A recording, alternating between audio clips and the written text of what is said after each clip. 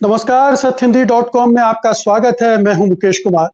दोस्तों, रामदेव ने डॉक्टर हर्षवर्धन की चिट्ठी के बाद अपना बयान वापस ले लिया है। थोड़ा सा खेद भी प्रकट कर दिया है, लेकिन ऐसा लगता नहीं है कि उनके रवैये में कोई बड़ा फर्क आने वाला है या आ गया है इस पूरे विवाद से, बल्कि लगता है कि उनकी वही लाइन चलती रहेगी। सवाल उठता है कि अगर इस विवाद का इस तरह से अंत हो रहा है तो क्यों हो रहा है? क्या केंद्र सरकार ने रामदेव को एक पतली गली दी है बच के निकलने के लिए? क्योंकि आईएमए बहुत ज्यादा हमलावर था, वो कोर्ट में जाने की बात कर रहा था, नोटिस भेज चुका था रामदेव को और एफआईआर की भी तैयारियां हो रही थी। तो ये रामदेव को बचाने की एक्सरसाइज थी या फिर केंद्र सरकार ये सचमुच में रामदेव को एक सबक सिखा रही थी? इसको लेकर सवाल खड़े हो रहे हैं। सबसे बड़ी बात यह है, सबसे गंभीर बात यह है कि रामदेव ने जो कुछ भी कहा उससे कितनी ज्यादा मिस इन्फॉर्मेशन पूरे देश भर में फैली है, कितना भ्रम फैला है इस महामारी के दौर में और उसके क्या दुष्परिणाम निकल सकते हैं। और अगर इस तरह से हो रहा है तो क्या कानूनी प्रक्रिया अपनाई जानी चाहिए थी कि या नहीं, या इसको ये मानकर कि रामदेव अपने घर परिवार के लोग हैं तो उनको एक नरमी से समझाकर और रुखसत कर दिया जाए, बचा लिया जाए। तो सवाल अब वो जो सवाल आईएमए ने खड़े किए थे अभी भी जहां के तहां है। और आज रामदेव का एक और वीडियो आया है, जाहिर है आज का नहीं है, एक दो दिन पुराना होगा, लेकिन उसमें भी जो हिकारत भरी हुई है देश भर के डॉक्टरों को लेकर, वो आप समझ सकते हैं कि एलोपैथी और ये जो एलोपैथिक डॉक्टर हैं उसके कितने खिलाफ हैं और कितनी अवैज्ञानिक ढंग से बात कर रहे हैं कि मैंने तो कोई डिग्री नहीं ली है, मैं डॉक्टर हूं असली, और ये सारे डॉक्टर जो हैं फेक हैं क्योंकि वो अपनी ही जान नहीं बचा पा रहे। तो ये बहुत सारे सवाल हैं जिन पर हम बात करना चाहते हैं। बात करना बहुत जरूरी इसलिए है कि रामदेव बार बार बच रहे हैं, एक के बाद एक इस तरह की हरकत कर रहे हैं, चाहे वो कोरोनिल दवा के नाम पर, कोरोना के नाम की दवा के नाम पर कोरोनिल लॉन्च करने की बात हो, या ये कहने की बात कि ब्रह्मांड में इतनी ऑक्सीजन दे रखी है, आप लेते रहो, ऑक्सीजन देने की जरूरत नहीं है। तो आज हम इसी मुद्दे पर चर्चा करेंगे। हमारे साथ कुछ वरिष्ठ पत्रकार भी हैं और हम उम्मीद कर रहे हैं कि जल्दी हमारे साथ आईएमए के महासचिव जयंत लेले भी जुड़ेंगे। तो सबसे पहले मैं परिचय करा दूं, हमारे साथ अशोक वानखेड़े जी हैं, शीतल सिंह हैं, शरद गुप्ता हैं, तीनों लंबे अनुभव वाले पत्रकार हैं और रामदेव जो कुछ करते आ रहे हैं उस पर उनकी गहरी नजर रही है। रामदेव के सरकार से क्या रिश्ते हैं, संघ परिवार से क्या रिश्ते हैं और पिछले 10-12 साल में वो क्या कुछ करते रहे, उसके मद्देनजर इस पूरे मामले की चीर फाड़ करने में हर तरह से सक्षम है। तो सबसे पहले अशोक जी, मैं आपके पास आ रहा हूं। इस विवाद का जिस तरह से पटाक्षेप करने की कोशिश की गई है, जिसको हम लोग सामान्य भाषा में मटिया देने की कोशिश की गई है, उसको आप किस तरह से ले रही है? तो एक तरह की हौसला अफजाई हुई रामदेव की। देखिए, जिस हिसाब से रामदेव बाबा ने वक्तव्य दिया वो बिल्कुल मूर्ख ताकि एक अंतिम सीमा थी कि आप एक योगा इंस्ट्रक्टर है, आपके योगा के बारे में कोई हम सवाल नहीं पूछते क्योंकि हम योगा के नहीं, लेकिन आप जिस विधि को नहीं जानते हो उस पर भी आप कमेंट करना शुरू कर देते हैं। और ये आदत उनकी आज की नहीं है, बहुत सालों से है और इस आदत को लगातार लोग हवा देते हैं और सत्ता पक्ष का एक उनके ऊपर सुरक्षा कवच है। जिस हिसाब से हमारे हेल्थ मिनिस्टर ने जो पत्र लिखा है उनको, वो पत्र तो एक गुजारिश थी, वो तो उनके दरबार में मत्था टेकने की जैसी बात थी कि देखिए दुनिया में बहुत एक गलत मैसेज जाएगा, आप अपना वक्तव्य वापस लीजिए। ये वक्तव्य वापस लेने वाली बात नहीं थी। आज कोरोना के टाइम पे सोनिया गांधी एक पत्र लिखती है और जेपी नड्डा कहते हैं कि आप देश को डरा रहे हो, आप देश में भ्रम फैला रहे हो। यदि ये कहने पे कि लोगों को ट्रीटमेंट मिलनी चाहिए, इसमें लोग डराने की बात होती है, धमकाने की बात होती है। इन्होंने तो ये कहा कि जो हॉस्पिटल पे खर्चा कर रही सरकार, ये जो डॉक्टर्स है, ये तमाम एलोपैथी है, ये तमाशा है। तो फिर बचाएगा कौन कोरोना से? कोरोना से योगा बचाएगा? कोरोना से क्लोरोक्विन जो उनकी दवा है फर्जी, वो बताएगी? वो फर्जी इसलिए मैं कहता हूं कि उसका ऑथेंटिसिटी के बारे में बहुत सारे सवाल है। मात्र किसी देश का स्वास्थ्य मंत्री उसको लॉन्च करता है, वही प्रोटोकॉल तोड़ देता है। हमारे देश का स्वास्थ्य मंत्री किसी का मार्केटिंग एजेंट नहीं हो सकता, वो दवाई किसी जब हम बोलते कि सॉल्ट लिखो, दवाई का ब्रांड मत लिखो, तो एक उत्पादन जो प्राइवेट कंपनी है, कोई सरकारी कंपनी नहीं है, देश को एहसान नहीं कर रही है कंपनी, लाखों करोड़ रुपए कमा रही है, वो आदमी ऐसा बोलता है और सरकार उसका डिफेंड करता है। इसका मुख्य कारण वो सरकार के लिए ये एटीएम है। एटीएम कई प्रकार के होते हैं मुकेश जी, ये ऑटो का एटीएम है। जब जब चुनाव आते हैं तब तक इनका जो योग का फॉलोइंग है, और योगा के नाम पे जो बहुत बड़ा इनका एक फॉलोइंग बना के रखा है इन्होंने, उसको हिंदुइज्म का डोज और सत्ता पार्टी में जो भारतीय जनता पार्टी के एक मार्केटिंग एजेंट के रूप में ये प्रचार करते रहते हैं। ये लोगों को बोलते हैं, वक्तव्य देते हैं, चैनलों पे देते हैं। कई टीवी चैनल के लिए ये एटीएम है, इसलिए एटीएम है क्योंकि उनके विज्ञापनों पे कई चैनलों का दुकान की चलती है, इसलिए उनके लिए वो एटीएम है, सरकार के लिए वो एटीएम है, इसलिए इनके खिलाफ कुछ नहीं बोलता। मैं आपको ये उदाहरण हो गया। क्या आप इमेजिन कर सकते हो कि भारत की फौज को जो माल सप्लाई होता है, यदि फौज ने कल कहा ये सबस्टैंडर्ड माल है और उनको सप्लाई लिस्ट में से हटा दिया जाता है, यदि ये किसी और पार्टी से जुड़ा हुआ उद्योगपति होता तो पूरे देश में देश के सेना को जहर पिलाया, देश के सेना के खिलाफ षड्यंत्र रचा, ये पाकिस्तान से पैसा लेके देश को गलत माल सप्लाई कर रहे हैं, हमारे सेना को अंदर से खोखला कर रहे हैं, ऐसा एक बहुत बड़ा कैंपेन चलता है। बाबा रामदेव की दवाइयां डिफेंस ने डिलिस्ट कर दी, एक शब्द नहीं कोई यहां से वहां बोला। रामदेव की दवाइयां कई जगह, रामदेव के प्रोडक्ट कई जिले पे कई जगह पे फेल हो गए हैं, क्योंकि जितना प्रोडक्ट वो बेचते हैं वो उतनी मैन्युफैक्चरिंग कैपेसिटी उनके पास नहीं है, क्योंकि वो जॉब वर्क पे काम करते हैं, क्वालिटी कंट्रोल नाम की कोई चीज नहीं है। बाबा योगा सिखाते थे, योगा तो एक भारतीय पद्धति है, सब लोग योगा सीखना चाहते हैं, योगा मैं भी करता हूं, योगा में बुराई नहीं है, लेकिन यदि आप Munger school of international school of yoga है, वो आज से नहीं, रामदेव बाबा पैदा होने के पहले से वो काम कर रहे थे। उनके हिसाब से उनके जो बड़े बड़े योगा के जो टीचर्स है या योगा सिखाने वाले इंस्ट्रक्टर है, वो कहते हैं कि योगा लाखों और हजारों में नहीं सिखाया जाता, योग मुद्राएं इतनी इंपॉर्टेंट होती है, ये कम से कम लोगों में सिखाया जाता है। आपका बैठने का पोस्चर भी यदि गलत हो जाए तो आपको नुकसान हो सकता है।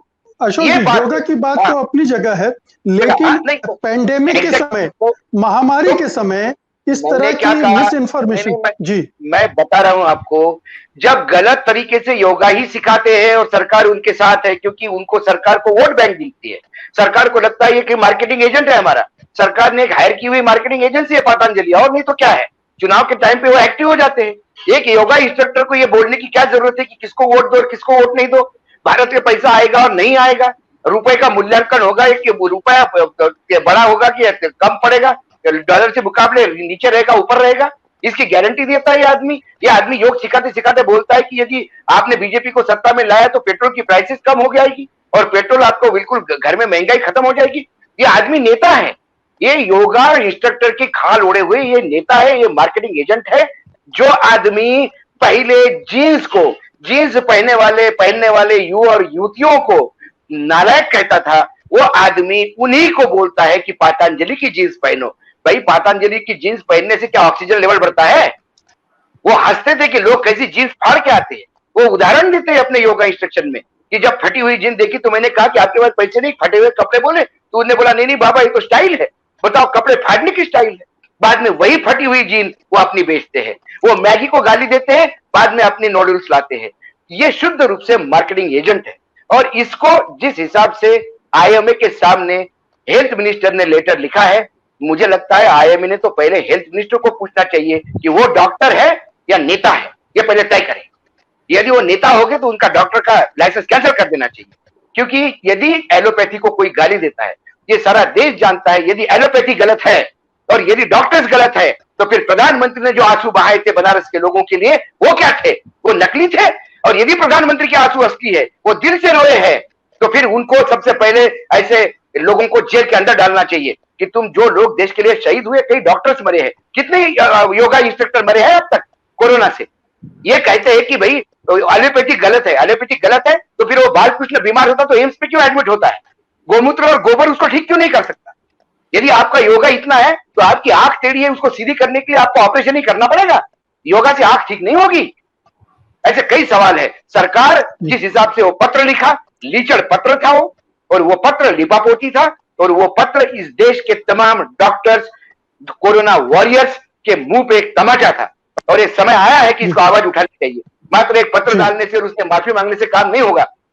वो आज माफी मांगते हैं, कल फिर गाली देंगे। ये जो आदतन मुजरिम लोग हैं, इस आदतन मुजरिम वालों को इनको अंदर ही करना चाहिए। इनको जितना खुला छोड़ोगे ये उतने समाज में भ्रम फैलाएंगे। समाज में आज यदि वो कहते हैं, सपोज 10 भी फॉलोअर उनके हैं और वो कहते हैं कि नहीं कर लोग मर जाएंगे। आज उनके यहाँ डेयरी का जो इंचार्ज था वो मर गया, कोरोना से मर गया। क्यों नहीं उसको क्लोरोक्विन ने जो बचाया? क्यों नहीं योगा ने उसका ऑक्सीजन लेवल मेंटेन किया? आज सवाल वो भी पूछना चाहिए। आप अपने आदमियों को नहीं बचा पाते, आप कहते हो कि जो बचा रहे उनको गाली दे रहे हैं। मैं मानता हूं कि कोरोना के दवाई, कोरोना का अभी कोई प्रोटोकॉल तय नहीं हुआ, कोरोना में ट्रायल एंड एरर मेथड हो रहे हैं। आयुर्वेदा का भी इसमें इनपुट हो सकता है। आयुर्वेद है, यूनानी है, तमाम मेडिसिन लेके काम कर रहे हैं। कभी एलोपैथी वालों ने ये नहीं कहा कि योगा मत करो। मैंने आज तक एक डॉक्टर नहीं देखा कि जो कहता है योगा मत करो। लेकिन ये योगा का इंस्ट्रक्टर जो अपने आप को बाबा कहता है, बाबा इस शब्द को घृणित करने वाला और अपमानित करने वाले ये लोग हैं। बाबा किस बात के बाबा? क्यों बाबा? दाढ़ी बढ़ाने से बाबा होता है? भगवा पहनने से बाबा होता है? आप योगा इंस्ट्रक्टर, आप सूट बूट पहन के भी योगा सिखाओगे तो योगा ही सिखाओगे। तो ये ऐसे लोगों के ऊपर एक्शन होनी चाहिए। और इंडियन मेडिकल एसोसिएशन ने मात्र ये पत्र भेजने से चुप नहीं रहना चाहिए। कहीं ना कहीं इसका एक अंतिम जो ये है, एक पटाक्ष इस पे पड़ना चाहिए। नहीं तो ये ऐसे ही चलता रहेगा। 4 दिन बाद फिर गाली देगा, फिर ये कहेंगे, फिर लेटर जाएगा, फिर ये होगा और ये चलता रहेगा। जी शीतल जी, मैं चाहता हूं कि ये जो पूरा विवाद है, अगर सोचिए रामदेव की जगह कोई और होता, किसी ने ये बातें कही होती, या सपोज कीजिए कोई मुल्ला मौलवी हकीम होता, तो क्या होता? आज इस देश में बवाल कट रहा होता। हो सकता है कि वो तुरंत यूएपीए और पेंडेमिक एक्ट में अंदर कर दिए जाते, लेकिन रामदेव को एक बहुत ही पतली गली पैसेज दे दिएगा, सेफ पैसेज, आप अपना बयान वापस लो और बच निकलो। देखिए, वो अशोक जी ने बहुत अच्छा बता दिया कि रामदेव क्या है, सरकार उनके बारे में क्या कर रही है। उस पर मैं रिपीट पे नहीं जाऊंगा, मैं तथ्यों पे आ जाता हूँ। सत्य हिंदी ने रामदेव पर बहुत स्टोरी की है, उसमें बहुत सारी मैंने खुद ही की है। हम लोग लाए थे जब ये कोरोनिल बना रहे थे, यहाँ यह ऐलान कर रहे थे, और जबकि अमेरिका में नेवादा की एक जीनोम की टेस्ट लैब के पास इन्होंने कोरोनिल का यही फार्मूला टेस्ट के लिए दिया था। संयोग से वो सत्य हिंदी के हाथ लग गया था और हम लोगों ने उस पर वहाँ साइंटिस्ट से बात करके प्रोग्राम इम्यूनिटी के लेवल पे भी कोई खास काम करने लायक भी नहीं है। कोरोना की दवा तो ये है ही नहीं। अगर इनमें सामर्थ्य है तो ये उस रिपोर्ट को पब्लिश कर दें जो नेवादा में इन्होंने टेस्ट कराई थी। एक दूसरी, जब इन्होंने एक गुजराती व्यापारी के जरिए लंदन में इसी कोरोनिल को भारतीय समुदाय के बीच बेचने की कोशिश की, और ये नहीं बता के कि कोरोना की दवाई है, ये बता के कि इम्यूनिटी की दवाई है जिससे कोरोना होने में भी रोक लग सकती है, इम्यूनिटी बताया था। और बीबीसी के एक संवाददाता ने, ये भी 3 महीने पहले की बात है, उसको लिया, एक यूनिवर्सिटी की लेबोरेटरी में सौंपा, उसकी पूरी जांच कराई और जांच रिपोर्ट में पाया गया कि वो इम्यूनिटी में भी कोई लाभ नहीं देती, क्योंकि इम्यूनिटी की एक प्रोसेस है जो हमारे ही प्रोग्राम में एक कैंसर विशेषज्ञ ने जो भारतीय मूल के हैं और अमेरिका में है, उन्होंने बताया था कि कोई भी दवा इम्यूनिटी की ऐसी नहीं होती जो ओवरनाइट या 1-2 दिन में या 1-आध हफ्ते में आपको रिलीफ दे दे और एकदम आपको चमत्कार कर दे। वो एक लंबी प्रोसेस होती है, तब जाके उसके रिजल्ट्स आते हैं। तो चूंकि एलोपैथी जो है ये ऐसा ज्ञान है, जैसा विज्ञान में हमेशा ही होता है, जो एक्सपेरिमेंट पे आधारित है, परीक्षण पे आधारित है। परीक्षण कैसे हो, इसकी एक बाकायदा स्वीकृत और लिखित पढ़त विधि है। ये उस विधि में जाना नहीं चाहते। ये चूंकि जैसा कि अशोक वानखेड़े जी ने सही कहा कि ये ठगहारी किस्म का मामला है, सरकार से मिलके ये अपराध कर रहे हैं, लेकिन सरकार की कृपा से वो अपराध दर्ज नहीं हो रहे हैं। इनको तमाम उन राज्यों में जहां बीजेपी की सरकार है, सैकड़ों हजारों एकड़ जमीन बहुत सस्ते दामों पर, बहुत कीमती जगहों पर, जंगल वगैरह की जमीन उपलब्ध कराई गई है, जिससे इनकी बैलेंस शीट बहुत मोटी हो गई है। अभी रुचि सोया वाले मामले में इनको बैंक से सपोर्ट दिलवाया गया और स्टेट बैंक से पैसा दिलवा के रुचि सोया खरीदने में कामयाब हुए। कोरोनिल बेच के भी करीब 800 से 900, इस पे भी स्टोरी आई है, करीब 900 करोड़ रुपए इन्होंने इस ठगहारी की दवा से भी कलेक्ट कर लिया है। तो इनका मन बढ़ा हुआ है इस सरकार में। चूंकि इस सरकार को लाने में, जो अशोक ने कहा बिल्कुल सही कहा, इनकी एक राजनीतिक भूमिका है। रियलिटी तो यही है, ये राजनीति करते हैं और राजनीति के दम पे सत्ता से मिलके एक कथित व्यापार करते हैं, वरना ये सिंपल योगा इंस्ट्रक्टर अधिकतम है, जो इनकी क्वालिफिकेशन और इनका प्रकट है वो यही है। लेकिन चूंकि ये बहुत सारे टीवी चैनलों को ढेर सारा विज्ञापन देते हैं, तो टीवी चैनलों में इनको एक समर्थन प्राप्त है, और टीवी के जरिए माल बेचने वाली बहुत सारी कंपनियों के उत्पाद बहुत बिकते हैं, इनके भी बिक रहे हैं, वही इनकी सफलता है। और अनफॉर्चुनेट ये है कि भाजपा के आने के बाद, और भाजपा के साथ, और वैसे भारत में हमेशा से जो हमारे देश का इस तरह का ठगहारी वाला बिजनेस ग्रुप है, जिसने कोई शोध नहीं किया है, जिसका कोई प्रोडक्ट वर्ल्ड में नहीं चलता, जिसके किसी शोध की दुनिया में कोई मान्यता नहीं है, जिसमें कोई यूनिकनेस नहीं है बिजनेस की, ऐसे लोग हमारे यहाँ सरकार की मदद से टैक्स पेयर के पैसे से बनाई हुई जो नेशनल वेल्थ है उसकी लूट में शामिल हैं, और ये लोग उस लूट से रईस बन गए हैं और कथित बड़े आदमी हैं, और उससे पैदा हुए साधन से ये मीडिया को और सूचना और प्रसारण के जो तंत्र है उसको खरीद लेते हैं, और पूरे देश में जिसमें एक बहुत बड़ी आबादी अर्धशिक्षित, अशिक्षित या कुशिक्षित है, जिसको हम गलिबल पॉपुलेशन कहते हैं, जो तमाम बाबाओं के द्वारा रोज ठगी जाती है, बलात्कृत होती है, लेकिन फिर उन्हीं के चरणों में पड़ी रहती है, ये उसी तरह के समाज को चूसने वाले शोषक लोग हैं। ये अनफॉर्चुनेट है कि ये देश अभी इन लोगों से निपटने के लायक सक्षम नहीं हो सका है, और ये फिलहाल जो रिजीम है वो तो इनका चूंकि उपयोग करती है, तो वो इनके साथ हैंड्स इन ग्लोव। जी, मैं शैलेश जी के पास आऊंगा, लेकिन पहले शरद जी के पास जाऊंगा। शरद जी, ये जो हिंदुत्व की राजनीति का कवच है, क्या ये हमेशा इसी तरह से रामदेव की रक्षा करता रहेगा? कानून व्यवस्था, पुलिस, नियम, ये सब कोई मायने नहीं रखते हैं? अगर आईएमए इस मामले को आगे बढ़ाता है, पता नहीं बढ़ाने की हिम्मत करेगा भी नहीं, क्योंकि सरकार की तरफ से भी उस पर प्रेशर आने लगा होगा कि अब मामले को खत्म किया जाए, तो क्या रामदेव जैसे लोग कभी सजा पाएंगे? कभी उनके खिलाफ कानूनी कार्रवाई ठीक ढंग से हो पाएगी? देखिए, हमें पहले ये देखना होगा कि जो अखबार में रोज विज्ञापन आते हैं, टीवी में भी विज्ञापन आते हैं कि ये तेल लगा लीजिए तो आपके गंजे के सर में बाल उग जाएंगे, ये आप टूथपेस्ट कर लीजिए तो आपके दांत हमेशा मजबूत रहेंगे, कभी गिरेंगे नहीं, इस तरीके के गोरेपन की जो क्रीम के आते हैं और मर्दानगी के नुस्खे आते हैं, तो ये उसी तरीके की चीज है कि जब आप लोगों को इतना भ्रम फैलाते हैं कि आप हमारे प्रोडक्ट इस्तेमाल कीजिए तो सब आपको ये हो जाएगा, वो प्रोडक्ट इस्तेमाल कीजिए तो आपको वो हो जाएगा, तो इतने भ्रामक जो विज्ञापन आते हैं, पहले विज्ञापनों पे रोक लगाने की जरूरत है। रामदेव जैसे लोग उन्हीं विज्ञापनों की कमाई खाते हैं, और रामदेव तो हंस के कहते हैं कि मुझे तो मॉडल्स को एंगेज करने की जरूरत ही नहीं होती, मैं अपने प्रोडक्ट का सबसे बड़ा मॉडल खुद हूं, तो मुझे तो मॉडल्स को भी पैसे नहीं देने पड़ते हैं। तो खैर, कुल मिला के जैसे अभी लगातार बातचीत हो रही है, तो इसमें बात इतनी सी है कि कोई भी विज्ञान हो, चाहे आयुर्वेद हो या एलोपैथी हो, सभी शोधपरक चीजें होती हैं जिसमें आप उनको प्रमाणित कर सकते हो, जितनी चीजें उसकी तो वैल्यू है, जिसमें आप प्रमाणित नहीं कर सकते हैं उसकी वैल्यू जीरो होती है। लेकिन चूंकि हमारे यहाँ उस तरह के न शोध की इजाजत है और न शोध के पीछे सरकार पड़ती है। अगर सरकार पड़ती होती कि भाई आप अपना कोई भी प्रोडक्ट तभी लॉन्च करेंगे जब उसको आप इफिकेसी उसकी आप प्रूव कर देंगे, जो लेबोरेटरीज हैं वो नहीं, लेकिन एलोपैथी की जितनी भी दवाएं आती हैं वो बाकायदा टेस्ट करके आती हैं, उनको सरकार से परमिशन मिलती है, उसके पहले नहीं मिलती है। इसके पहले वो मार्केट नहीं कर सकते। बिल्कुल, मैं वही कह रहा हूँ। तो जब तक हम एक स्टैंडर्ड्स नहीं बनाते हैं, लेकिन दोनों चीजों की अपनी अपनी अलग जगह है, जैसे जैसे शरीर है या समाज के अलग अलग अंगों की अलग जगह है, इसी तरीके से होम्योपैथी की, एलोपैथी की, आयुर्वेद की, हर एक की अपनी अलग जगह है, और उसको अपनी जगह समझनी चाहिए, और उसको अपनी एफिकेसी, अपनी अपनी जो जो उनकी गुणवत्ता है वो सिद्ध करनी होगी। जैसे योगा है, तो योगा की बहुत चीजें प्रूवन है। प्राणायाम, शरद जी, मैं ये कह रहा हूँ, देखिए ये प्रूफ कौन करेगा, और इसको ये सही है या गलत है इसको तय करने के लिए कोई एक बॉडी होती है ना, वही तय करेगी।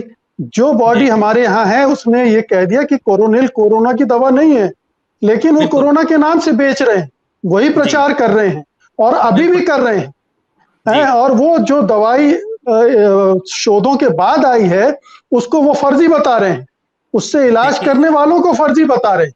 तो ये नहीं तो बहुत बड़ा अपराध है। आप जी उस दवाई को लॉन्च किसने किया भाई? आखिर स्वास्थ्य मंत्री ने, जो स्वयं एक एलोपैथिक डॉक्टर हैं, जिनको खुद साइंटिफिक टेम्परामेंट होना चाहिए था, जब वो उस कोरोनिल को लॉन्च कर रहे हैं, जिसको यूएसए ने बैन कर दिया, जिसको मद्रास हाई कोर्ट ने 1 लाख रुपए का फाइन लगा दिया, महाराष्ट्र सरकार ने बैन कर दिया। भारत के अंदर ही कम से कम 4 से 5 राज्य ऐसे हैं जहां पे कोरोनिल को प्रवेश है ही नहीं। विश्व में बहुत कम देश हैं जहां पे कोरोनिल को प्रवेश है। तो उसके बावजूद, जब जैसा अभी शीतल जी बता रहे थे, 900 करोड़ रुपए का व्यापार सिर्फ कोरोनिल से उनको मिल रहा है, जो उनके खुद अपने अधिकारी कह चुके हैं कि जो वो गाय का घी बना के बेचते हैं, उतना पूरे भारत में गाय का घी पैदा नहीं होता जितना अकेले बाबा रामदेव बेच लेते हैं। तो सारी चीजें उनकी फ्रॉड हैं, और लेकिन चूंकि नोबडी कॉल्स हिम, इसलिए उनके फ्रॉड का पर्दाफाश नहीं हो पाता। क्योंकि जो भी सरकार होती है, मैं सिर्फ ये बीजेपी सरकार की बात नहीं कह रहा हूं, मैं एक बार इनके एक रिपोर्ट करने गया था उनके आश्रम, और वहां पे बड़ा बड़ा एक फोटो लगा हुआ है, काफी बड़ा सा, जो उन्होंने अपना योगाश्रम नई बिल्डिंग उसकी लॉन्च की थी। उसमें राष्ट्रपति, तत्कालीन राष्ट्रपति एपीजे अब्दुल कलाम थे। कम से कम 13 राज्यों के मुख्यमंत्री थे वहां पे, तत्कालीन प्रधानमंत्री थे, तत्कालीन उप प्रधानमंत्री थे।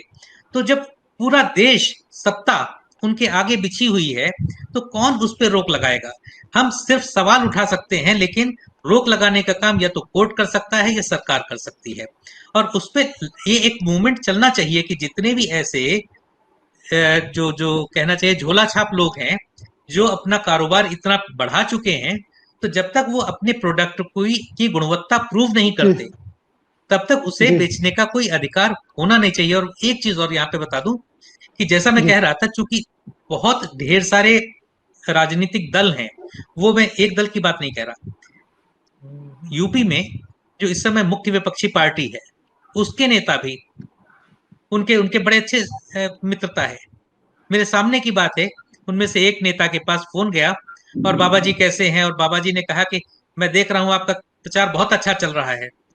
मैं चुनाव प्रचार उनका देख रहा था और उसी समय उनके पास फोन गया। तो बाबा जी के जो जड़ें फैली हुई वो सभी दलों में हैं, बहुत ढेर सारे दलों में हैं। वो सिर्फ सत्ता का साथ चाहते हैं, और यही वजह है कि भारत के कम से कम 10 से 15 राज्य ऐसे हैं जहां पे उनको फूड पार्क के नाम पे बहुत सैकड़ों सैकड़ों एकड़ जमीन मिली हुई है। तो इस एम्पायर को, देखिए, किसी को भी व्यापार करने का हक है, लेकिन मिसलीड करके और गलत प्रैक्टिसेस का इस्तेमाल करते हुए व्यापार करने का हक किसी को वही बात मुद्दा वही है। आज का मुद्दा वही है। तमाम आप व्यापार कीजिए, सब कीजिए, प्रचार कीजिए, लेकिन ऐसे प्रोडक्ट पर का आप व्यापार नहीं कर सकते हैं जो प्रूवन नहीं है।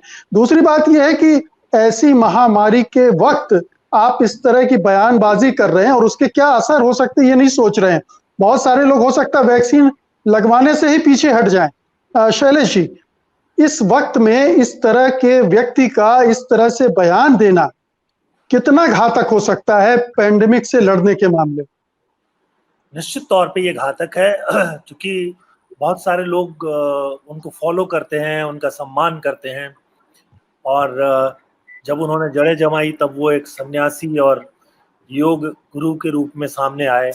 आज वो व्यापारी हैं, और उनके व्यापार की क्या स्थिति है उसका जवाब मैं सिर्फ एक लाइन में दूंगा कि बहुत कुछ सालों पहले एक पत्रकार ने उनसे एक सवाल पूछा कि आप सारा व्यापार ट्रस्ट के माध्यम से क्यों करते हैं। वो नाराज हुए, जवाब नहीं दिया, और बाद में इस बात को इंश्योर किया कि उस पत्रकार को या उस एंकर को उस चैनल से निकाल दिया जाए, क्योंकि उस चैनल को ये बहुत भारी विज्ञापन दे रहे थे। इसलिए उस एंकर को, जो खुद भी बहुत महत्वपूर्ण एंकर हैं, उनको निकाल दिया गया। तो ये कभी नहीं बताया गया कि वो जो ट्रस्ट है उसमें पैसा कहाँ से आता है और किसने पूंजी लगाई है। वहाँ बैंकों ने, सरकार ने जो दिया है वो दिया है। ट्रस्ट से क्यों आप जब साबुन बेच रहे हो, आप सौंदर्य प्रसाधन बेच रहे हो, आप दवा तो बेच नहीं रहे हो, आप आयुर्वेदिक दवा सिर्फ बेच रहे होते तो ट्रस्ट होता और हम मान सकते थे। तो ये क्या है कि इनको मूल रूप से चर्चा में रहना है, लोगों को कंफ्यूज करना है, ताकि इनका जो प्रोडक्ट है उसको वो जो है वो खरीद सके। तो ये इस तरह की दवाएं बनाते हैं जिनका कि जो साइंटिफिक तरीके से कभी वो नहीं की गई। लेकिन ये जो सरकार है वो, इस सरकार के जो लोग हैं वो और उनके बहुत सारे समर्थक, ये सब लोग उनकी मदद करते हैं। इसलिए मदद करते हैं कि बहुत सारे लोग जो हैं वो, हालांकि मैं इसको अवॉइड करना चाहता था लेकिन मैं कह देता हूं कि लोग मानते हैं कि बहुत सारे लोगों का, जब नोटबंदी हुई थी तो जो काला धन है वो चला गया ट्रस्टों में। जवाब देना चाहिए ना, इनको बताना चाहिए कि किन लोगों का पैसा लगा। तो अब जाहिर सी बात है कि जिन लोगों का पैसा लगा है अगर, तो वो उसकी सुरक्षा करेंगे। तो इसलिए जब सरकार और बाकी लोग इनका समर्थन करते हैं तो वो साफ दिखाई देता है। जब टीवी चैनल समर्थन देते हैं तो बहुत साफ दिखाई देता है कि इनके पास विज्ञापन का एक बड़ा भारी धन है और उस धन को ये न्यूज चैनल्स पे खर्च करते हैं, बाकी चैनल्स पे भी खर्च करते हैं। तो लेकिन शैलेश जी, ये एक देश विरोधी प्रवृत्ति है कि कुछ पॉलिटिकल लीडर्स ने, कुछ दूसरे लोगों ने मिलकर एक ऐसा कॉकस बना लिया है, एक ऐसा माफिया जैसा गिरोह तय कर लिया है और पूरे देश को आप हाँक रहे हैं। मतलब अंधविश्वास फैला रहे हैं लोगों में, और एक अंधभक्ति के चलते रामदेव बाबा जो भी बनाएंगे हम इस्तेमाल करेंगे ही। रामदेव ने अपने प्रति आयुर्वेद की आड़ में ऐसी भक्त संप्रदाय खड़ा कर लिया है कि जिसमें उनका कारोबार फलता फूलता रहता है। और मुझे तो लगता है ये वाली जो घटना है इसका भी इस्तेमाल उन्होंने कर लिया, अपना मैसेज दे दिया, पूरे राष्ट्रीय स्तर पर चर्चा में आ गए और वो जो मैसेज उनको देना था वो चला गया। तो ये भी उन्होंने एक हथकंडे के रूप में इस्तेमाल कर लिया इसको। निश्चित तौर पे। और मैं आपको बताऊं कि लंबे समय से जो बाबा लोग हैं उनका इस्तेमाल राजनीति करने वाले करते रहते हैं। एक समय में धीरेन्द्र ब्रह्मचारी बहुत बड़े बाबा हुआ करते थे और बड़ी उनकी तूती बोलती थी, प्रधानमंत्री भी जो है उनके यहाँ पहुंचती थी। उसके बाद एक और चंद्रा स्वामी आए, उसके बाद आए नरसिम्हा राव के समय में, और बाद में भी काफी वो रहे। तो ये बाबा लोग जो हैं वो आते रहते हैं। ये जो बाबा हैं इनकी खासियत ये है कि ये वो लोग केवल जैसे वो ब्रोकर जैसे काम करते थे, यानी जो पैसा देने वाला है और जो नेता है उसके बीच एक माध्यम बनते थे। इन्होंने नेताओं का और बहुत सारे लोगों का पैसा कैसे लगाया जाए, आपके पास कैश है, आप आइए, हमारा तो आश्रम है, हमारे पास तो सब कैश दे जाते हैं, हम उसको जमा कर लेंगे और हम उसको खर्च करेंगे। तो ऐसे बाबा आजकल बहुत आ गए हैं, ऐसे बाबा बहुत आ गए हैं जो कि आपसे कैश ले लेते हैं, उसमें कुछ 10-5% काट करके और फिर जो है वो आपको चेक से दे देते हैं, कोई भी सप्लाई दिखाकर दे देते हैं। तो ये जो बातें हैं, और इनको छिपाए रखने के लिए वो एक तंत्र खड़ा कर लेते हैं। अब जैसे योग को ही लीजिए, योग के बारे में भारत में बहुत बात होती है जैसे यही एक एक्सरसाइज है। अरे दुनिया के ज्यादातर लोग दूसरे एक्सरसाइज करते हैं और फिट रहते हैं। मैं खुद कोई योग नहीं करता, मुझे पीटी करना सिखाया गया था स्कूल में, वो योग नहीं है। मैं आज तक तो फिट ही हूँ, वॉक करता हूँ। और ये जो क्या नाम है, ओपन जिम जो है दिल्ली सरकार ने बहुत पहले से बनाना शुरू किया, आजकल फिर बन रहे हैं, मेरी सोसाइटी में बन गए, उसमें चलता हूँ। योग को जैसे कि कोई आध्यात्मिक चीज है, ईश्वर की देन है। अरे वो एक साधारण व्यायाम है, अच्छा भी हो सकता है, मुझे नहीं मालूम, लेकिन वो एक साधारण व्यायाम है। अनुलोम विलोम, अरे सांस का एक व्यायाम है। तो आप इसको क्या करते हो, अध्यात्म में, धर्म के रंग में डुबो देते हो और फिर परोसते हो। लोगों को लगता है कि ये जो है कुछ बड़ी चीज हो रही है। संयोग ये रहा कि बाबा रामदेव का उदय तब हुआ जब टेलीविजन रहा था, न्यूज चैनल बढ़ रहे जी शैलेश जी, बाकी योग किया और फिर उसके बाद उसी चैनल को खरीद भी लिया। कई धार्मिक चैनल इनके अपने हैं, न्यूज चैनल ये नहीं कर पाए हैं। अब न्यूज चैनल जो है वो विज्ञापन के चलते नियंत्रित है। और ऐसा महिमा प्रधानमंत्री से लेकर रामदेव तक जो है जैसे सब मुक्ति दे रहा है। शैलेश जी, मुद्दा ये है कि आज हम इस पर चर्चा कर रहे हैं कि जिस तरह से इस पूरे प्रकरण को भारत सरकार ने खत्म करने की कोशिश की है, उसके क्या इम्पैक्ट हो सकते हैं। क्योंकि आप एक ऐसे आदमी को जो सीरियल ऑफेंडर है, बार बार ऐसे काम कर रहा है और उसको बार बार छोड़ा जा रहा है, तो इसके पूरे और खासतौर पे महामारी के वक्त ये इतना बड़ा अपराध है जिसकी सजा होनी चाहिए। और अगर अभी कोई मुल्ला मौलवी या हकीम ने किया होता तो पता नहीं उसके साथ क्या क्या हो रहा होता। तो ये क्या हमारे देश के लोग सोच नहीं रहे, देख नहीं सकते हैं? उनकी आंखें बंद हैं क्या? भाई आंखें बिल्कुल बंद है। लोग जो हैं, अगर लोगों में साइंटिफिक टेम्पर होता, एक व्हाट्सएप पर जो है वो प्रचार होने लगा कि ये होम्योपैथिक की दवा खाइए, इसके इतने बूंद सुबह, इतने बूंद शाम, तो जो है आपका ऑक्सीजन लेवल बढ़ जाएगा। होम्योपैथी के डॉक्टरों ने आकर कहा कि भाई ये दवा उसके लिए नहीं है, इससे आपका ऑक्सीजन लेवल नहीं बढ़ेगा। लेकिन बहुत सारे लोग, वो दवा जो है उसका ब्लैक शुरू हो गया और वो मार्केट से बाहर हो गया, उसका प्रोडक्शन मतलब इतना ये हो गया। तो ये वैसे ही जो है एक माहौल क्रिएट करते हैं कि हम कर देंगे, आप 10 काम करते हैं। ये ठीक वैसे ही है जो जैसे लोग जाके मंदिर में पूजा करते हैं और फिर कहते हैं कि भगवान की कृपा से बच गए। अरे भगवान की कृपा से अगर बचना था तो अस्पताल में क्यों रखा था, दवाएं क्यों दे रहे थे? लेकिन मैं यहाँ ये भी कहूंगा कि बहुत से लोग अपना जो इम्यून सिस्टम है उसके जरिए घर में रह के भी बच जाएंगे। इसमें भी भगवान का कोई योगदान नहीं है, न योग का कोई योगदान है। तो ये फ्रॉड है।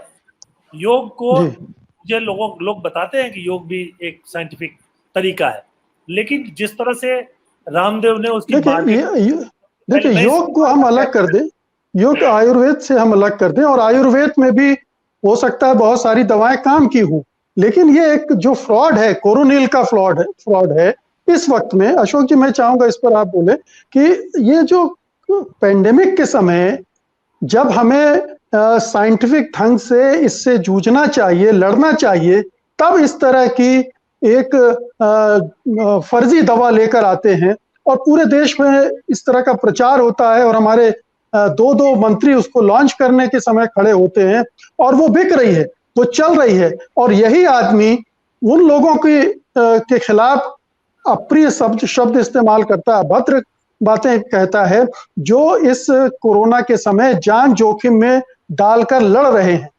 ये कितना खतरनाक है और इसके मामले में सरकार का रवैया कितना हल्का है? देखिए मुकेश जी, मैंने आज कुछ चैनलों पे बाबा रामदेव को सुना डिस्कशन में, यहाँ इंडियन मेडिकल एसोसिएशन के लोग भी थे, उनके सामने डिस्कशन हो रहा था।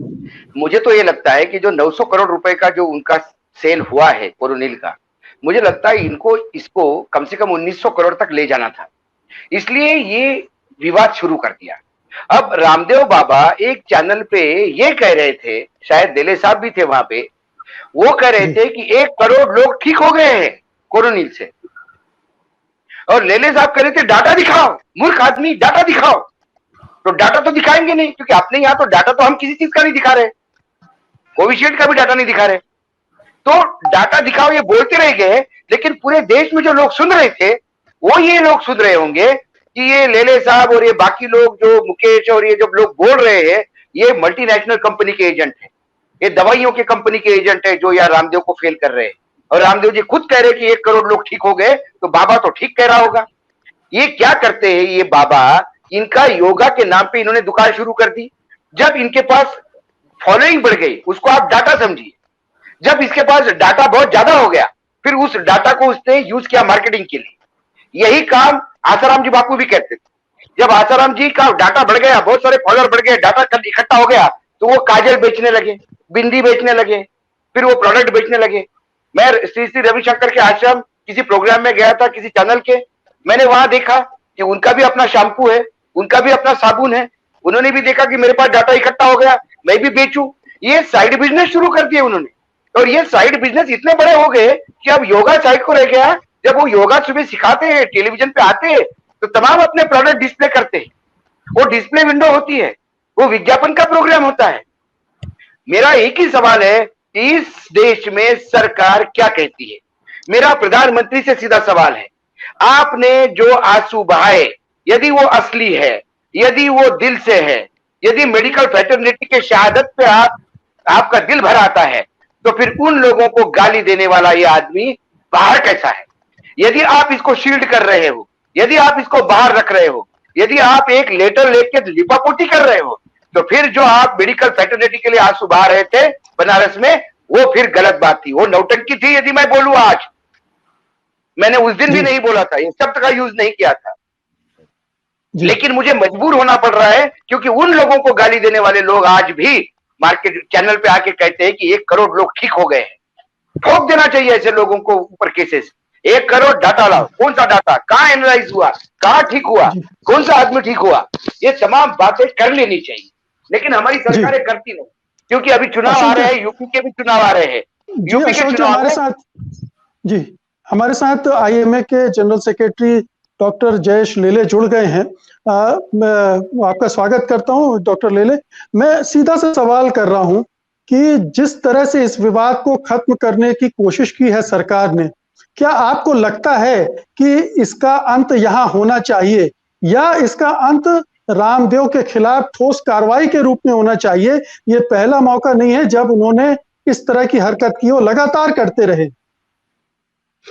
नमस्कार। एक तो मैं थोड़ा सा माफी चाहता हूं क्योंकि मैं एक दूसरे मीटिंग में था, तो मुझे यहाँ आने में थोड़ी सी देर हो गई। I am extremely sorry.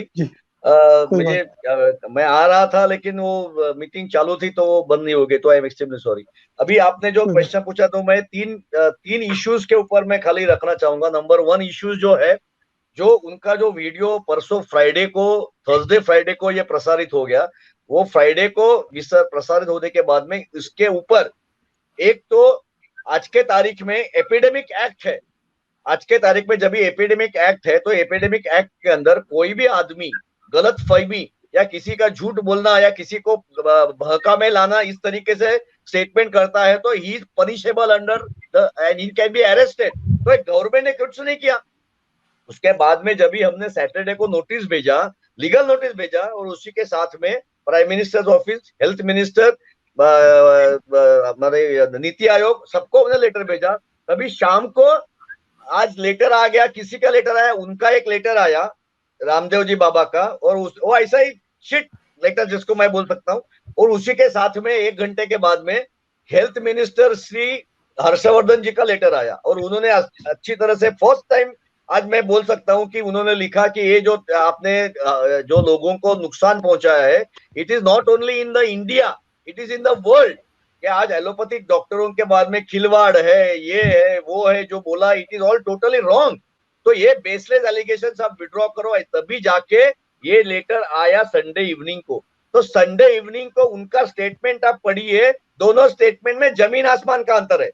आज के तारीख में भी उन्होंने अपोलॉजी दी नहीं है, आप वो लेटर अच्छी तरह से पढ़िए।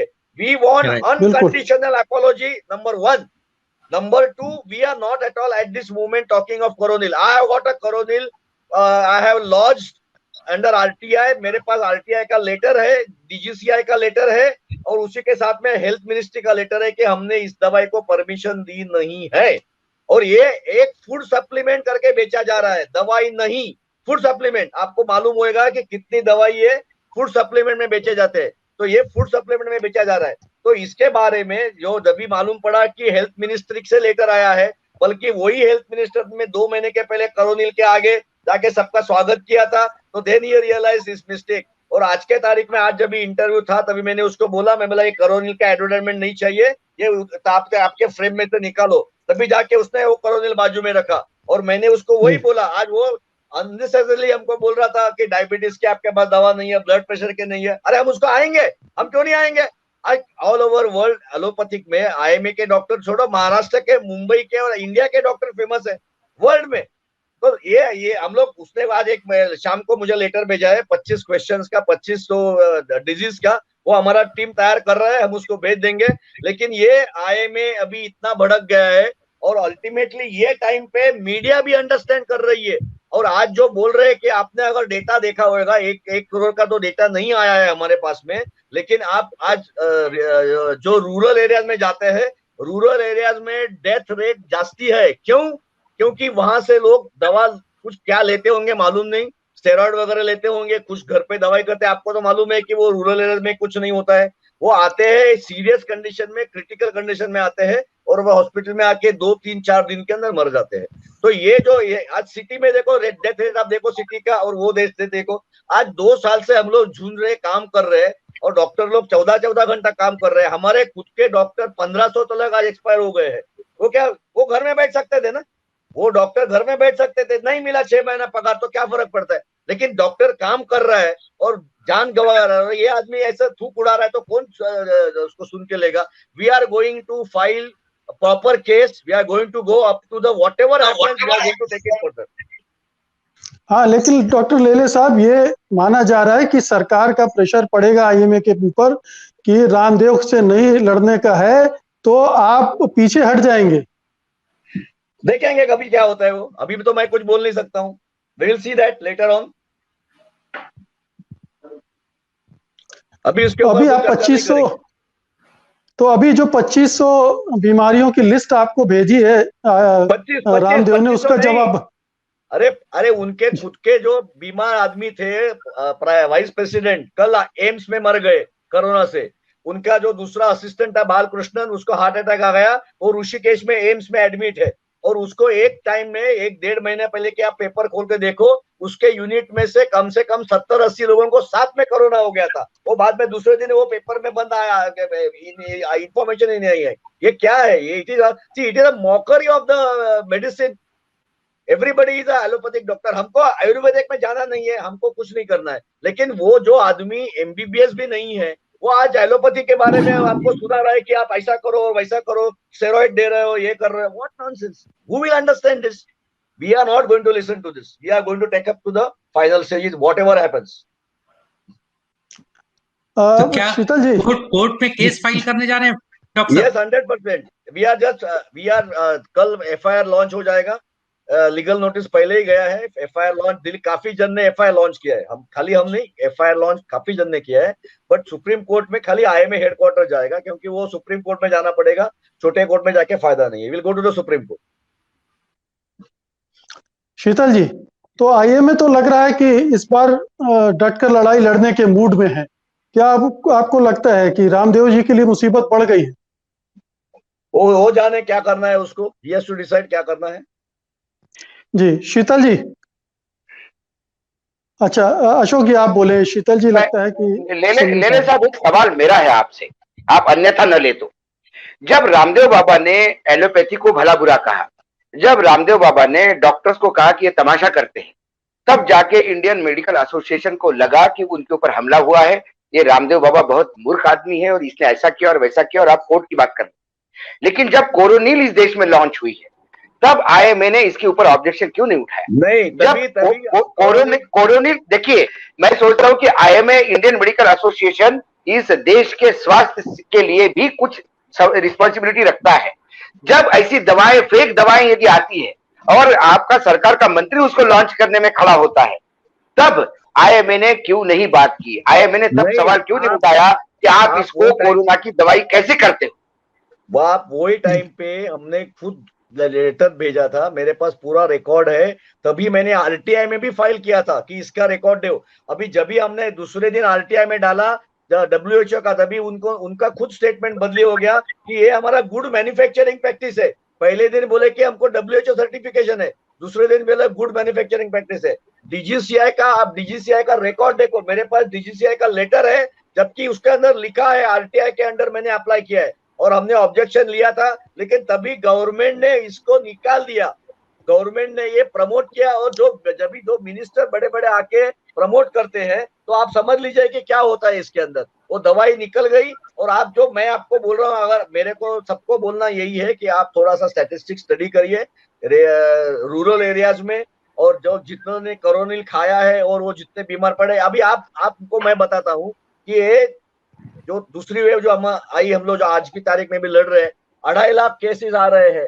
और वो टाइम पे अपने जब भी जुलाई अगस्त में लास्ट ईयर हमारे कुछ 90,000 आ गए थे, तभी हम लोग बहुत चौंक गए, अरे 94,000 हो गया, अमेरिका जितना फिगर हो गया।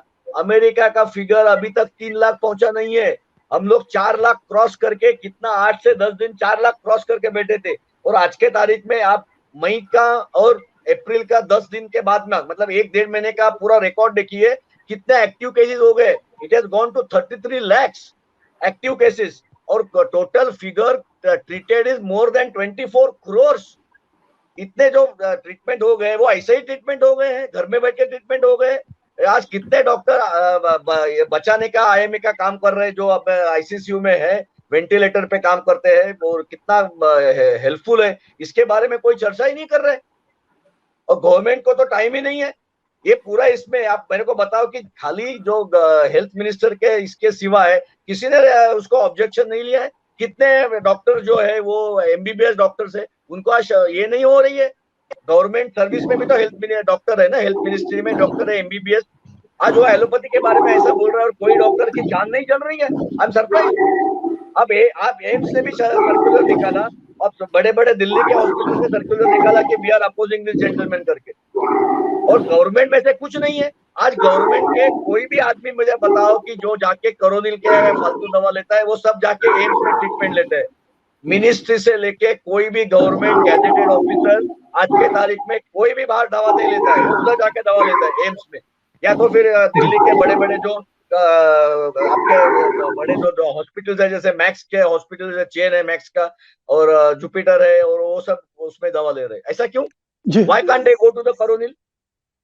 जी डॉक्टर ले एक सवाल ये है कि आपने बताया कि आपने सारे पेपर्स आरटीआई के जरिए भी और दूसरे तरीकों से भी ले लिए हैं कोरोनिल के संबंध में। इसको आप जारी क्यों नहीं कर रहे हैं, पब्लिक क्यों नहीं कर रहे हैं, सबको पता चले? वो हम लोग कोर्ट में तैयार करने के लिए, हमारा कोर्ट का केस चालू होने वाला है, इसके लिए हम लोग रुके हैं। अभी वो पब्लिक में नहीं दे सकते क्योंकि हमको कोर्ट में सबमिट करना है। नहीं, ये चीजें तो आप पब्लिक कर सकते हैं, कोर्ट में भी सबमिट कर सकते हैं, ज्यादा से ज्यादा लोगों को पता चलेगा। करेंगे ना, वो जैसे कोर्ट में होता है, वो कोर्ट के सुप्रीम कोर्ट के इस वेबसाइट के ऊपर सब पेपर आ जाते हैं, तो you can just download it and take it, है ना, अवेलेबल। शीतल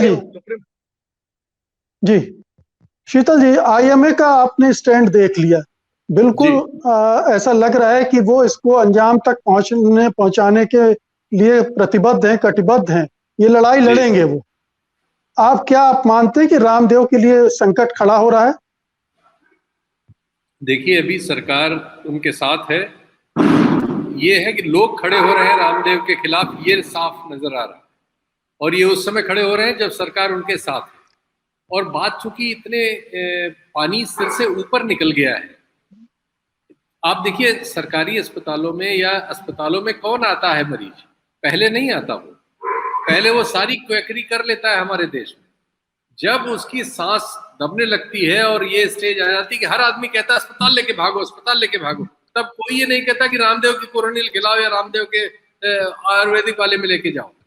तब इस देश में 1 से 100 तक हर आदमी कहता है तुरंत अस्पताल में भर्ती कराओ, तब अस्पताल में प्रेशर होता है। एलोपैथी के पास कौन आता है? वो सब आते हैं जो मरने लगते हैं, तो वो सारे केसेस उनके पास आते हैं जो पहली स्टेज खराब कर चुके होते हैं, वो अस्पतालों के लिए भागते हैं।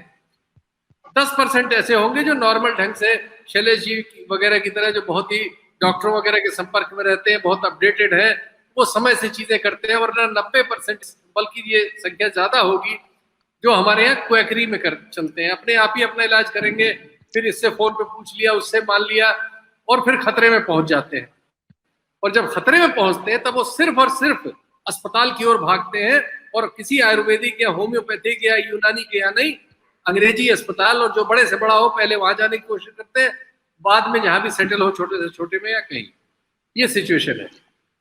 ये सही है कि अंग्रेजी दवाओं के तमाम अस्पताल और प्राइवेटाइजेशन होने के बाद उनमें बहुत सारी बीमारियां आई हैं, बहुत सारे पैसे बना रहे हैं, बहुत सारी गड़बड़ियां कर रहे हैं, वो एक अलग विषय है।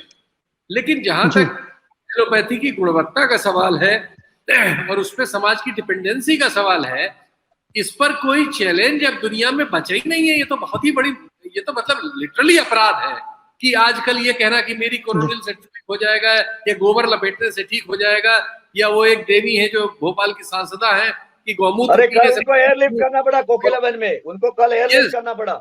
यस, आज खबर आई है कि वो जाके एडमिट हुई है वहां कोकिलाबेन में, बीमार है।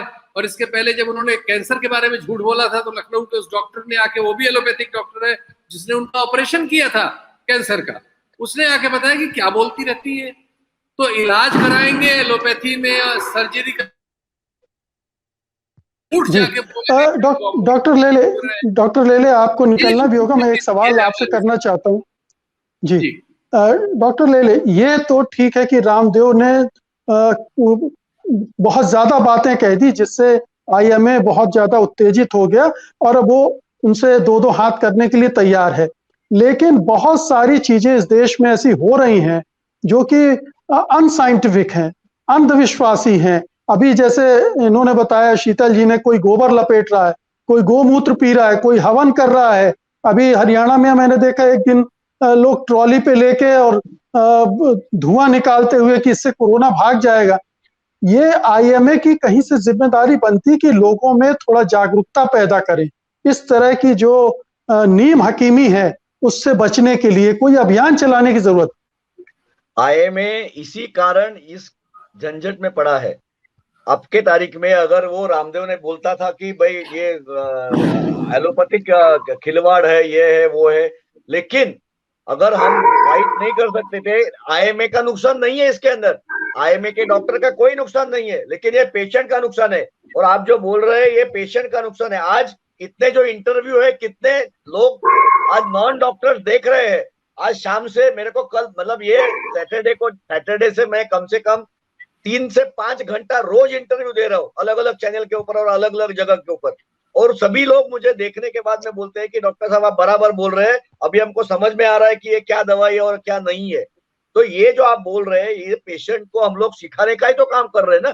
इसमें डॉक्टर का क्या नुकसान होएगा? डॉक्टर का कोई नुकसान नहीं है, हमारे को कोई फर्क नहीं पड़ने वाला है। पेशेंट कम आएंगे नहीं जास्ती आएंगे, उससे कुछ नहीं होएगा। लेकिन इससे पेशेंट मर रहे हैं, पेशेंट मरने वाले है 100%। अगर आपको ये आदमी को अभी कंट्रोल नहीं किया तो तीसरी वेव में हम लोग और धोखा खा जाएंगे और तकलीफ में आएंगे, ध्यान में रखिए आप। और दूसरा जड़ मैं आपको बोलता हूँ, इसके लिए मैंने गवर्नमेंट को बहुत कंप्लेंट की है। एफडीए जो फूड एंड ड्रग कमिश्नर बोलते हैं, उसको भी कंप्लेंट की है। हमारा जो ड्रग एंड कॉस्मेटिक एक्ट है वो हेल्थ सिस्टम में स्टेट में अलग अलग है, एक सेंट्रल एक्ट नहीं है। There is a lot of lacunae in that particular drug and cosmetic act. Drug act के भाई जैसे यही दवा आप बोलो कि भाई ये इम्यूनिटी की दवाई है, अभी आप कोरोनिल के बारे में ही मैं आपको बताता हूँ। उन्होंने पहले दिन बोला कि भाई ये जो दवाई है वो कोरोना प्रिवेंट करेगी, कोरोना हुआ होगा तो अच्छा करेगी, और कोरोना का पोस्ट कोरोना भी ट्रीट करेगी। अभी तीनों दवाई साथ में मिलाने वाला कोई भी आदमी बोलेगा अरे यार एक ही दवाई ले लो ठीक हो जाएगा, लेकिन ऐसी कोई एलोपैथी में भी दवाई नहीं है। हमने ऐसा कोई क्लेम नहीं किया है झूठा, तो ये झूठा ही क्लेम है। तो ये जो दवाई है तीनों एक ही साथ काम कर रही है, ये ठीक भी कर रही है, प्रिवेंट भी कर रही है। लेकिन इसमें ये जो आप अगर वो पढ़ेंगे तो ये ड्रग एंड कॉस्मेटिक में नहीं है, ये फूड सप्लीमेंट में आता है। फूड सप्लीमेंट में रिस्ट्रिक्शन नहीं है, आप बराबर से पढ़िए आप। और ये अपना जो एक्ट है ऑल ओवर इंडिया का, drug and cosmetics relation health is again concurrent subject और स्टेट एंड सेंटर। तो इसके लिए स्टेट के कायदे अलग है, हेल्थ के सेंटर के कायदे अलग है। इसके लिए जब तक एक अच्छा बराबर से स्ट्रॉन्ग कायदा नहीं होता है, ये होने वाला है। इसके लिए आईएमए फाइट कर रही है। आईएमए ने एक कायदा बना के भी दिया है। मैं महाराष्ट्र से हूँ, महाराष्ट्र में मैंने बहुत इसका फाइट किया, और हमारे टाइम पे जो कमिश्नर अच्छा था उसने भी इसके बारे में बहुत फाइट किया। लेकिन जो गवर्नमेंट जो उसको सपोर्ट कर रही है, आपका पॉइंट टोटल बराबर है। लेकिन जैसे ही इसके लिए मैं आपको बोल रहा था कि उसका एक दिन के पहले का स्टेटमेंट देखो और 24 घंटे में उसका स्टेटमेंट देखो। जैसे ही उसको समझ में आया कि हेल्थ सेक्रेटरी ने मेरा सपोर्ट निकाल लिया है, उसका स्टेटमेंट आप देख लो। मैंने, अगर आपके पास नहीं होगा तो मैं 200 स्टेटमेंट भेजता हूँ, आप फिर दिखाइए कि देखो इसमें कैसा ये आदमी झूठा बोलने वाला निकलता है। और आज के तारीख में भी जो दूसरा स्टेटमेंट है, people are not happy, we are going further. मैंने आज दोपहर को उनको बोल दिया है कि IMA is going ahead. Simple चीज है इसके बारे में। जी, क्या आपकी हर्षवर्धन जी से फिर बात हुई है इसके बाद? नहीं, हर्षवर्धन जी के हमने लेटर लिख दिया था, और बाद में उन्होंने जो ऐसा लेटर लिखा तो हमने उनको थैंक यू लेटर भेज दिया। We have already sent a thank you letter that yes, you have done the right thing of asking him to withdraw this letter. We have written the letter to him. नहीं, लेकिन government को तो कानूनी कार्रवाई करनी चाहिए थी ना, केवल ये तो मैं बोल रहा अभी तो उसने माफी भी नहीं मांगी। जी अभी एपिडेमिक एक्ट मैं नहीं, माफी तो छोड़ो, एपिडेमिक एक्ट के अंदर कोई भी आदमी अगर कोई किसी को गलत फहमी या झूठा बता रहा है, जैसे ये तो झूठा ही बता रहा है ना कि एलोपैथी से पेशेंट मर गए, गांव में सब लोग बोलेंगे अरे यार क्यों जाने का ये बड़े हॉस्पिटल में, हम भैया छोटे हॉस्पिटल में किधर घर में इलाज करेंगे, वो मर जाएंगे। तो जो कोई उसका जिम्मेदार कौन रहेगा फिर? और कितने गांव में आपने बीच में देखा होगा कि कितने नदियां में ऐसे ही जो लाशें आपको मिली थी, आपको पेपर में भी पढ़ा होगा, कैसे आ गई वो लाशें? वो उनको ट्रीटमेंट देने के लिए भी उनके पास दवा नहीं था और आधी लाशें उन्होंने ऐसे ही पानी में बहा दी थी। तो ऐसा ये तो अपना इंडिया है, इसके लिए तो हम लोग को we have to be fighting and injustice जिधर जिधर होता है उधर उनको फाइट करना चाहिए। जी तो ये अब आपको मेरे पास केस फाइल करने में कितना समय लगेगा, मैं पूछना चाहता था। अभी देखो कोर्ट सुप्रीम कोर्ट मई में पूरा कोर्ट बंद रहता है, आप साथ में रखिए। और उसी टाइम पे आज फिजिकल हियरिंग्स नहीं हो रहे बिकॉज ऑफ द लॉकडाउन, लेकिन ये तैयार करने के लिए भी हमको 3-4 दिन लगेगा। लेकिन सब जगह पे हम लोग उसको FIR और लीगल नोटिस भेज रहे हैं और उसका जवाब जो भी आएगा वो सब उसको अटैच करके डॉक्यूमेंट जमा करके हम अच्छी तरह से केस फाइल करेंगे। शैलेश जी आखिरी टिप्पणी आपकी, इसके बाद हम वाइंड अप करेंगे। देखिए मैं कोई टिप्पणी नहीं करूंगा, मैं एक सवाल करना चाहता हूं डॉक्टर हर्षवर्धन से जो स्वास्थ्य मंत्री है, कि वो इसका जवाब दे। मैं पत्रकार हूं इसलिए सवाल करने का अधिकार है मुझे। वो जवाब दें कि पतंजलि में उनका कितना पैसा लगा हुआ है और बीजेपी के लोगों का कितना पैसा लगा हुआ है। सीधी सी बात, यही मेरी टिप्पणी है कि वो सिर्फ ये बता दें कि कितने लोगों का कितना पैसा पतंजलि में लगा हुआ है जिसके चलते कि सरकार उनको बेलगाम काम करने दे रही है। इसके अलावा टिप्पणी करने के लिए मेरे पास कुछ नहीं है। जी जी डॉक्टर लेले जवाब में अप्लाई करिए, ये जो आप बोल रहे हैं ना, ये 3 जगह में RTI में अप्लाई करिए, हेल्थ मिनिस्ट्री और मेडिकल एजुकेशन और इमीडिएटली टू रामदेव बाबा कि आपके पास जो फंड्स है वो कैसे आए। ये RTI में अप्लाई करिए, फिर उसका जवाब आएगा, बाहर से कोई जवाब नहीं आने वाला है। मैं बिल्कुल ठीक कह रहे हैं, मैं वो भी कर दूंगा, लेकिन मुझे इसका जवाब चाहिए। यही मेरी टिप्पणी, यही जवाब चाहिए कि हर्षवर्धन जी बताए उनका कितना पैसा लगा हुआ है, उनकी पार्टी के लोगों का कितना पैसा लगा हुआ है।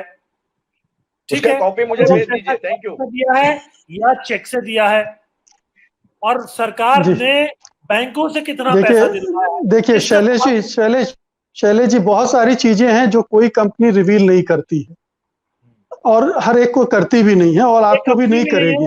ठीक है, तो ये ऐसे सवालों का उतना, हमारी चिंता जो सबसे बड़ी है कि रामदेव जो फ्रॉड कर रहे हैं, जो धोखा दे रहे हैं देश को, पेशेंट को गुमराह कर रहे हैं, उसको कैसे रोकना है और उसके रोकने का तरीका कानूनी ही हो सकता है। जी कानूनी, इसलिए मैंने ये सवाल किया क्योंकि अगर इस दोनों में लिंक है तो रोका नहीं जा सकता। उससे बड़ा लिंक दूसरा है ना, उससे बड़ा लिंक पॉलिटिकल है, उससे बड़ा लिंक पॉलिटिकल है। वो बीजेपी के मार्केटिंग मैनेजर हैं, अभी अशोक जी ने साफ साफ कहा, वो वोट कमाते हैं। मुकेश जी आपको कोई भी हिंदुत्व का कवच हो, आपको कोई भी कवच हो, आसाराम बापू भी जेल में है, जमानत नहीं हो रही है, तो ये जितने बाबा है ये हिंदुत्व का कवच पहने या किसी पॉलिटिकल पार्टी का कवच पहने, कोई पॉलिटिकल पार्टी परमानेंट नहीं है। और ऐसे में यदि IMA का केस कोर्ट ने हियरिंग पे ले लिया और वो सारा वक्त, उसमें माफी नहीं मांगी जाएगी। ये मात्र माफी और खेद व्यक्त करने वाली बात नहीं है, ये लोगों को गुमराह करने वाली बात है। यदि कमलनाथ पे FIR दर्ज होती है सिर्फ एक इतना बोलने की कि इंडियन वेरिएंट है, इस पे यदि FIR दर्ज होती है तो कोरोना के पीड़ित ठीक होते हैं, एलोपैथी वाले तमाशा करते हैं। इन 2 बातों पे तो इनको जेल होनी चाहिए, सीधी बात। धन्यवाद बहुत अच्छी चर्चा के लिए डॉक्टर लेले, अशोक जी, शरद जी, शैलेश जी। बहुत ही मैं समझता हूँ बहुत ही पॉइंटेड डिस्कशन हुआ है और वहां नेल किया है जहां पर किया जाना चाहिए, क्योंकि ये कानून का मामला है, देश के साथ धोखाधड़ी का मामला है और सरकार जिस तरह से बचाने में लगी हुई है ये बहुत ही दुर्भाग्यपूर्ण है। तो उम्मीद है कि सरकार पर दबाव बनाने में IMA कामयाब होगी और रामदेव जैसे लोगों को जहां पहुंचना चाहिए वहां वो पहुंच जाएंगे। बहुत बहुत शुक्रिया, थैंक यू, नमस्कार।